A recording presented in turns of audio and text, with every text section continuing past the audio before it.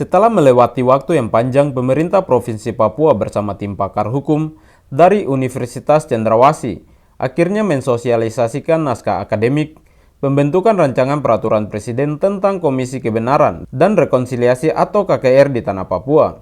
Melalui peraturan presiden yang tengah didorong, kehadiran KKR nantinya diharapkan mampu memberikan rasa adil terutama bagi para korban dari berbagai peristiwa pelanggaran HAM di Tanah Papua pada masa lalu hingga saat ini.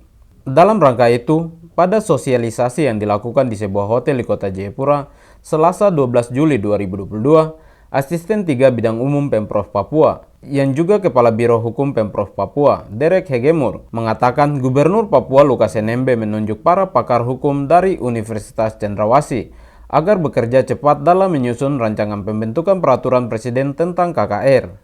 Lalu beberapa waktu yang lalu, Pak Gubernur mendorong ini untuk lebih cepat, karena itu memberikan tanggung jawab begitu kepada Universitas Cendrawasih untuk coba merancang sebuah KKR, sebuah komisi kebenaran yang tentu saja karena ini juga perintah Undang-Undang Otsus, dan situ secara tegas bahwa itu disebutkan bahwa atas prakarsa begitu, inisiasi dari Pemprov begitu ya, melalui Gubernur.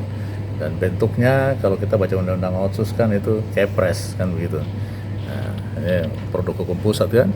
Tapi tadi sudah jelaskan bahwa kalau mengikuti Undang-Undang 12 2011 tentang pembentukan peraturan perundang-undangan, semua yang sifatnya regeling mengatur itu harus dalam bentuk sebuah peraturan.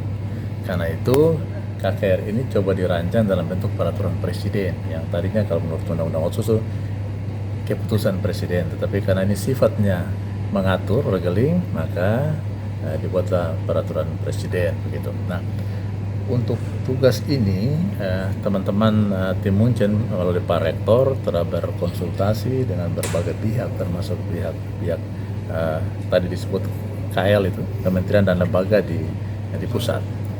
Nah, kemudian telah membentuk tim hukum Munchen yang kemudian merumuskan rancangan naskah akademik, sehingga hari ini adalah hari di mana Pemprov, karena itu sudah diserahkan kepada pemerintah Provinsi Papua rancangan naskah akademik, maka Pemprov menginisiasi untuk mengundang berbagai pihak, stakeholder, pemerhati, dan semua pihak yang berkompeten, ada dinas, ada berbagai lembaga, ada TNI Polri juga diundang, DPRP, MRP, semua adalah dimaksudkan untuk mari kita sama-sama melihat KKR ini sebagai ruang untuk mencoba menyelesaikan berbagai soal. Tetapi tadi sudah disebutkan bahwa KKR ini kan ada di Undang-Undang Otsus, sehingga konsep yang ingin dibangun itu yang mau kita rumuskan bersama-sama. Menurut Ketua Tim KKR dari Universitas Cendrawasih, Profesor Melkias Hetaria, Komisi Kebenaran dan Rekonsiliasi penting bagi orang Papua, terutama rakyat yang masih hidup dengan ingatan penderitaan masa lalu atau memori pasionis. Penyebab pelanggaran HAM di Papua yang dilahirkan melalui kebijakan negara dan operasi militer dimulai dengan berbagai operasi yang bermaksud menghancurkan organisasi Papua Merdeka atau OPM. Tetapi Profesor Hetaria mengatakan operasi itu bias karena hampir semua orang Papua dicurigai dan mendapat stigma sebagai OPM, sehingga operasinya menelan banyak korban warga sipil. Operasi militer itu diantaranya Operasi Tumpas tahun 1964 sampai 1968, Operasi Sadar tahun 1969, Operasi Wibawa tahun 1970 sampai 1974, Operasi Kikis tahun 1977, Operasi Galang tahun 1981, hingga Operasi Sapu Bersih tahun 1981 sampai 1984. Dalam pemaparannya, Profesor Hetaria menyebutkan setidaknya terdapat 14 peristiwa pelanggaran HAM sebelum peristiwa Pepera 1969, dan tidak satu kasus pun dalam periode itu yang diselesaikan secara hukum. Ada juga peristiwa pelanggaran HAM hingga melahirkan pengungsian besar-besaran selama Orde Baru tahun 1969 sampai 1997. Kemudian selama era reformasi tahun 1998 sampai 2001, hingga pelanggaran HAM terkini atau yang terjadi dalam era kepemimpinan Presiden Joko Widodo. Melalui KKR yang sedang didorong ini, Profesor mengatakan proses peradilan atau penyelesaian masalah dapat setidaknya mengungkapkan kebenaran mulai dari pelaku, korban, hingga peristiwanya. Kemudian ada pengakuan kesalahan yang tulus dan jujur dari pelaku dan pemberian maaf. Dan selanjutnya menciptakan rekonsiliasi, atau dengan kata lain terjadi pemenuhan hak-hak korban atau tercipta rasa keadilan. Cara penyelesaian di dalam adat itu biasanya mereka menentukan dulu siapa yang bersalah.